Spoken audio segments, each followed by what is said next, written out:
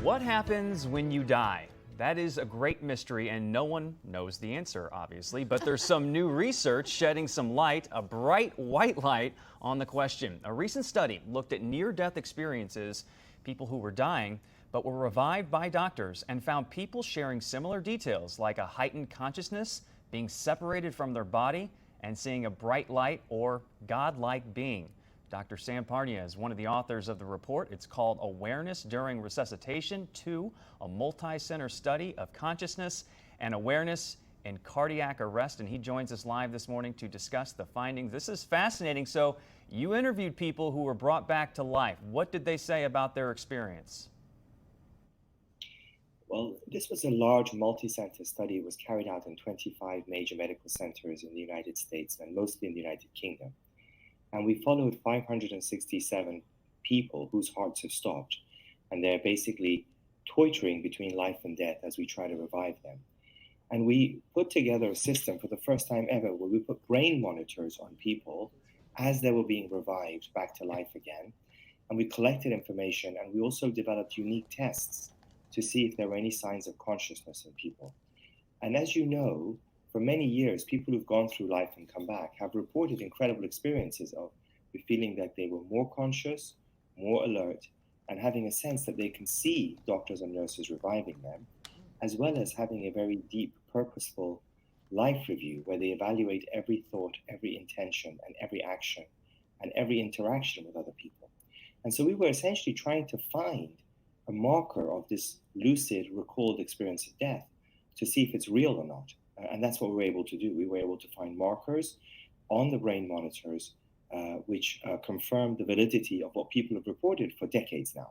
So more specifically, without getting too much into the weeds, what type of brain activity were you looking to spot? What are you measuring here, and what's the significance of it?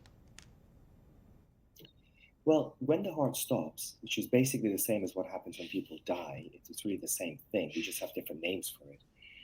The brain immediately flatlines because there's no blood and oxygen getting into it. And so we saw that. The patients had a flatline brain.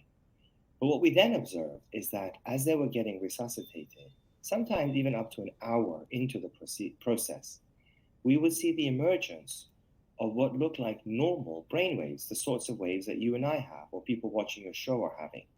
That people, when they're concentrating, when they're thinking, when they're looking back at their memories, we found those same brain waves, yet they were happening in these people who appeared to be unconscious. But we found a biological marker of lucid consciousness in their brain, even though they, to the external world, they seem to be completely unresponsive. Is it possible, these experiences of seeing a bright light, a godlike being, is it possible that they were just in a dream state at the time? That's a very good question. I think there's been a lot of debate about this because it's really truly has been inexplicable. Why do people have these incredible reports of consciousness that are unique only at death? For example, why should it be that at death, you and I, everyone who's watching this, can suddenly recall every moment of their life that they can't normally do under ordinary circumstances? And so I think we understood for the first time the mechanism by which this experience occurs, not as a hallucination, not as a dream, but a real experience. And that is that normally in our brain, we have braking mechanisms that hold certain aspects of our brain down so we can function with our day-to-day lives. But at death, because the brain blood flow stops, those brain mechanisms are removed and people suddenly get access to dormant parts of their brain.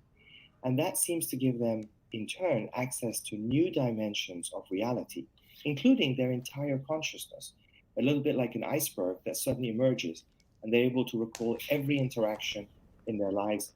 And importantly, they evaluate it based on morality and ethics. Fascinating study. Dr. Sam Parnia, thank you so much for your time and shedding some light on this subject. We appreciate it. Thank you so much. It's a pleasure to be with you today.